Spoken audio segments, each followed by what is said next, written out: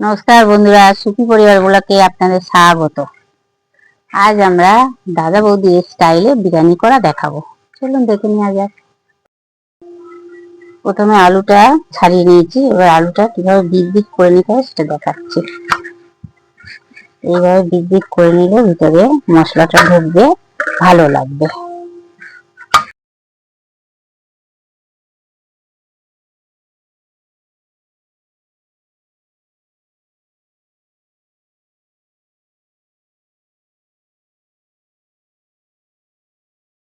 তেলটা গরম হয়ে গেছে, ফোড়নগুলো দিয়ে দিচ্ছি। এলাচ দিয়েছি, লবঙ্গ দিয়েছি, দালচিনি দিয়েছি, তেজপাতা দিয়েছি। সেন্ট উঠে গেছে। 500 পেঁয়াজ কেটে রেখেছিলাম।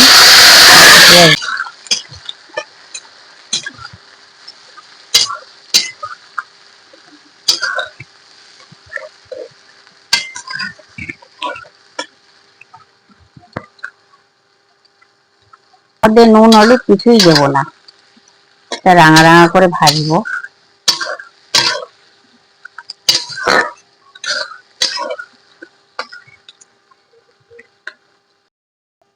পেঁয়াজটা ভাজতে ভাজতে এই একটা প্যাকেট ভাজা গুঁড়ো দেবো বিরিয়ানির মধ্যে।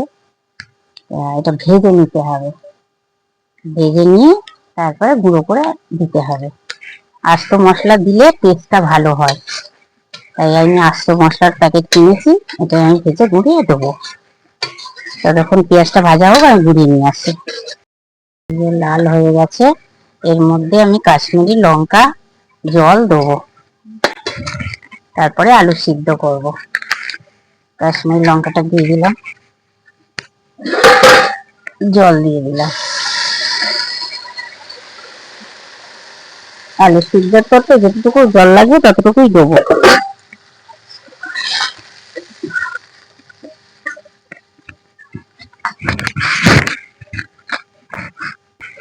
এটা রসুন আর আদার রস করেছিলাম, সেই রসটা দিচ্ছি। বিরিয়ানিতে আদা রসুনের রসই দেয় দাদা বৌদিতে, তাই আমরা রস করেই দিচ্ছি।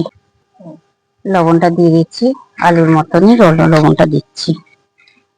এবার আলুগুলো সিদ্ধ করতে দিয়ে দিচ্ছি।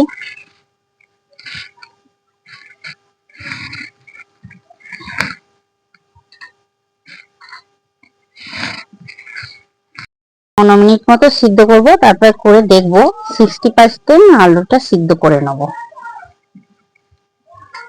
তারপরে বিরিয়ানির মশলাটা গুঁড়িয়ে নিচ্ছি, এবার একটু বিরিয়ানির মশলা দিয়ে দেবো,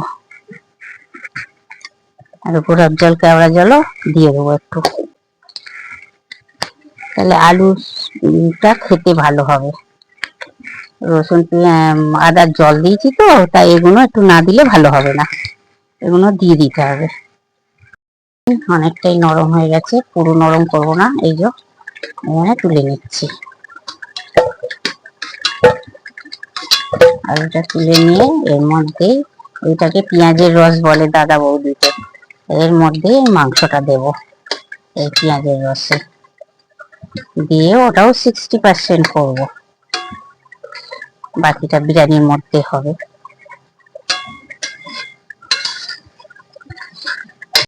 একটু নুন আর হলুদ মাখিয়ে নিয়েছি, দাদা বৌদিটা মাখায় না, কিন্তু আমি একটু মাখিয়ে নিয়েছি। আমি এর মধ্যে আর হলুদ টলুদ দেবো না।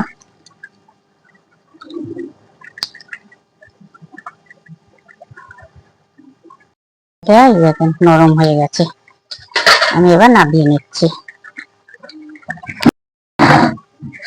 70% করে নিয়েছি এটা, এই দেখেন 70% করে নিয়েছি। এবার ঢাকা দিয়ে রেখে দেবো, ভাতটা করে নিই। বিরিয়ানি দাদা বৌদিতে পেঁয়াজের রসটা ছেঁকে নেয়, আমরা ছেঁকে নিচ্ছি, বিরিয়ানির মধ্যে দেবো।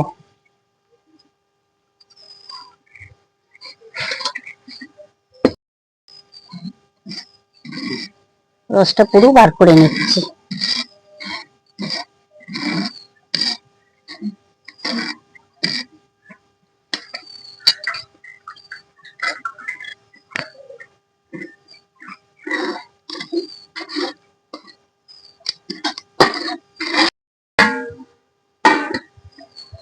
এই ছাঁকা রসটা দিয়ে দিচ্ছি।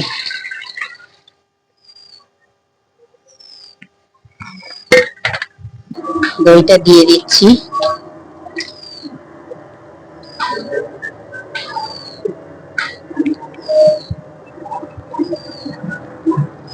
দুশো গ্রামের টক দই পুরো দিয়ে দিলাম, দিয়ে দিচ্ছি।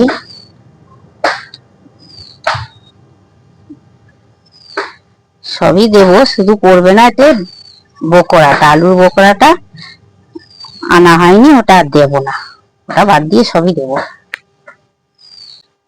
ঘি দিয়ে দিচ্ছি, আবার উপরে একটু দেবো, এখন দিচ্ছি, ওপরেও দেবো।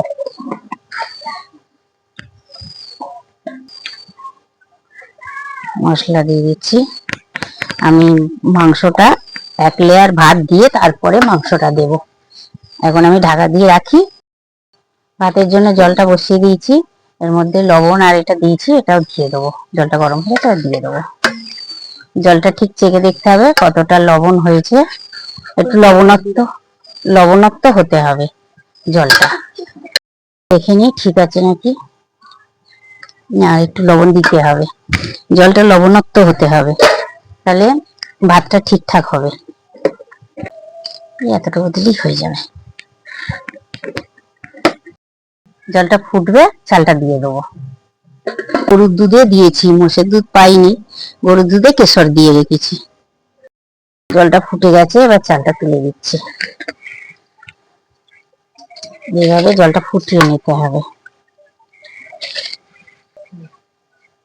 চালটা 70% করে নেব।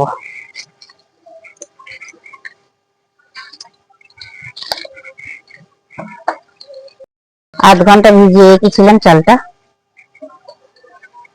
আর 70% করে নেব। দেখুন 70% হয়ে গেছে, এবার আমি ঢেলে নেব।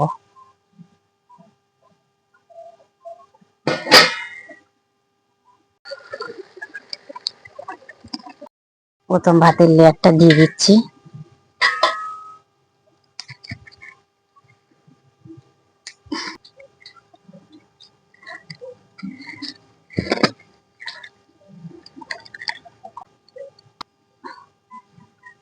আমি দুটো লেয়ারে তৈরি করব।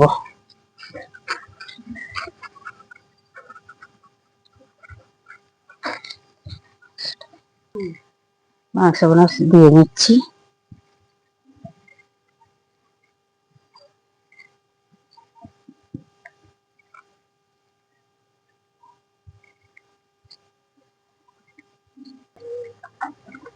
কেওড়া জল বাটিটার মধ্যে রেখেছি, এবার একটু দিয়ে দিচ্ছি।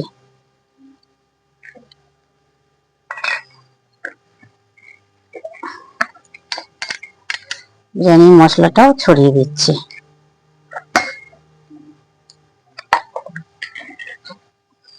আর একটা লেয়ার ভাত দিয়ে দেবো।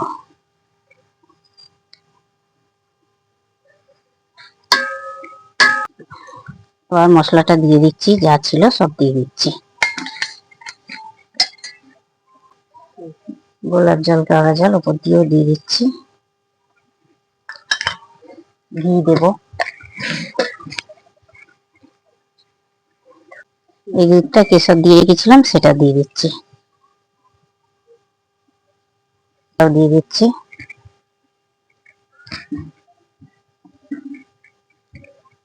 মিঠা আদরটা দিয়ে দিচ্ছি। অয়েল পেপার দিয়ে আটকে দেবো।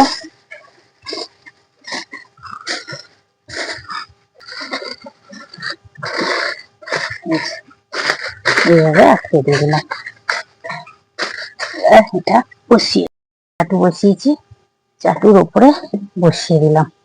10 মিনিট জোরে জাল দেবো, তারপরে 15 মিনিট একটু কমিয়ে জাল দেবো, তারপরে আরো 25 মিনিট বন্ধ করে 25 মিনিট রেখে দেবো।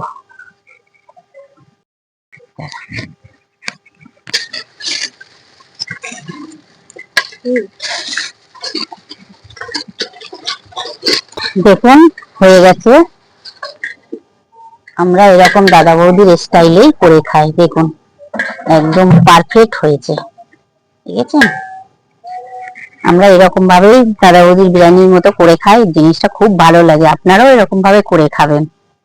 বিরিয়ানিটা দাদা বৌদির মতো বেরোচ্ছে, খুব সুন্দর হয়েছে, খেতেও খুব সুন্দর। আপনারাও বাড়িতে খেয়ে দেখবেন।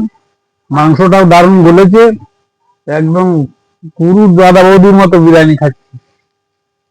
কেমন হয়েছে রে? আলুটা একটু নি, আলুটা দারুণ গলেছে, মাংসটাও একদম দারুণ গলেছে, সবকিছু নিয়ে